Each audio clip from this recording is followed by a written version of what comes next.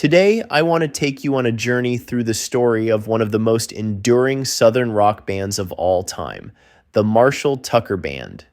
From their humble beginnings to their peak of success and where they are now, this is the story of a band that helped define a genre, weathered tragedy, and continues to leave its mark on music history.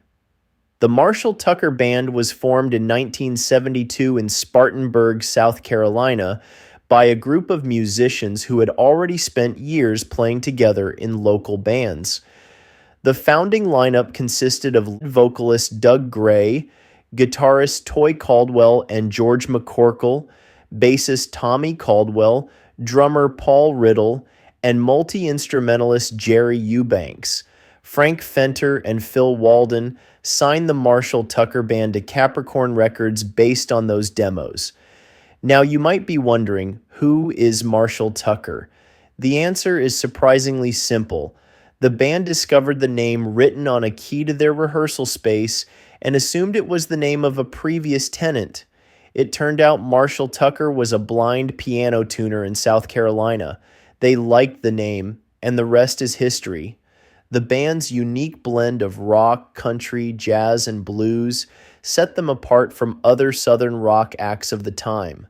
Unlike the Allman Brothers improvisational jams, Marshall Tucker Band brought a more melodic, laid-back style, highlighted by Toy Caldwell's lead guitar and the use of flute, courtesy of Jerry Eubanks. Their self-titled debut album, The Marshall Tucker Band, was released in 1973 and featured one of their most well-known songs, Can't You See? Though it wasn't a massive hit at the time, the song has since become one of the most recognizable Southern rock anthems. The band hit their commercial peak in the mid-70s with albums like A New Life, Where We All Belong, 1974, and Searchin' for a Rainbow, 1975.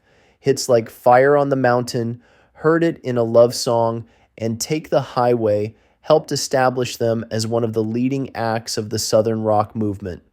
At their peak, they toured with legends like the Allman Brothers Band, the Doobie Brothers, playing sold-out arenas across the country. They were known for their incredible live performances, where their blend of rock and jazz-infused jams came to life. Long Hard Ride, the band's fifth consecutive gold album, was released in 1976. Carolina Dreams, released in 1977 and certified platinum that same year, proved to be the band's most commercially successful album and included the track Heard It in a Love Song, which reached number 14 on the Billboard charts. And the band's final Capricorn release came with 1978's Together Forever, which was produced by Stuart Levine. Following the bankruptcy of Capricorn, the Marshall Tucker Band moved to Warner Brothers Records in 1979 for their ninth album, Running Like the Wind. The band's eighth release was a compilation album entitled Greatest Hits, and they retained Levine as the album's producer. In August 1979, the band played at Knebworth Festival in England. Led Zeppelin was the headline act at both of their festival appearances.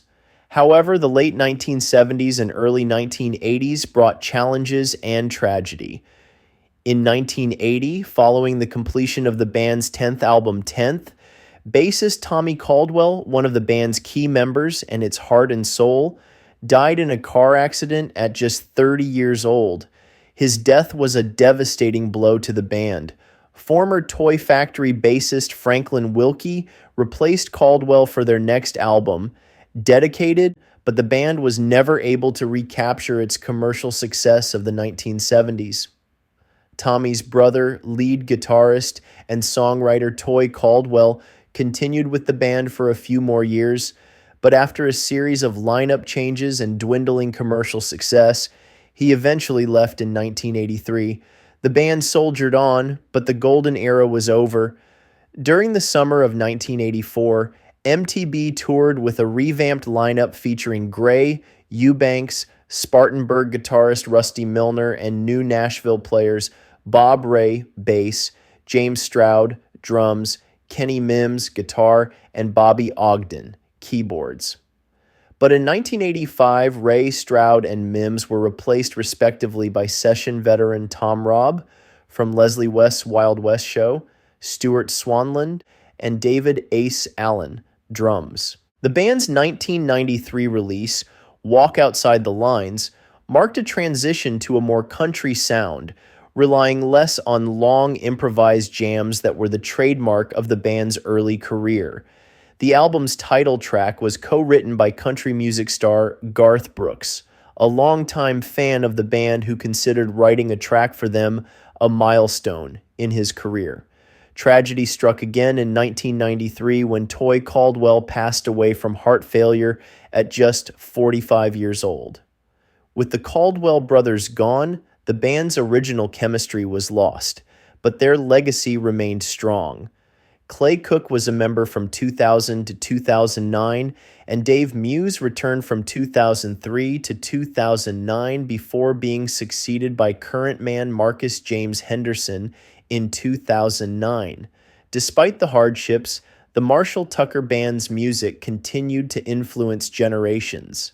Some interesting facts about the band.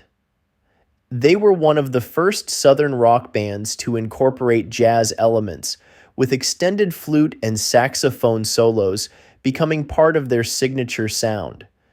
They played at the Grand Ole Opry, something few rock bands have done. Their songs have been featured in movies and TV shows, including Blow, Breaking Bad, and Cold Case, introducing their music to new audiences. They had strong country music ties. Charlie Daniels was a close friend of the band and played fiddle on some of their records. Today, the Marshall Tucker Band is still touring, though none of the original instrumentalists remain. Doug Gray, the original lead singer, continues to front the band and keeps the music alive. Though he's the last original member, he has made it his mission to preserve the band's legacy. They still tour across the country, performing at festivals, casinos, and concert halls, keeping their music alive for both longtime fans and new generations. While the original lineup is gone, their impact on music remains undeniable. Their blend of rock, blues, and country helped shape Southern rock, and their songs continue to resonate with audiences. So, what happened to the Marshall Tucker Band? Like many great rock bands, they faced highs and lows, triumphs and tragedies, but through it all, their music has endured. Whether it's Can't You See playing on the radio, their influence in modern country and rock, or Doug Gray still carrying the torch, the Marshall Tucker Band's spirit is very much alive. The band's 1990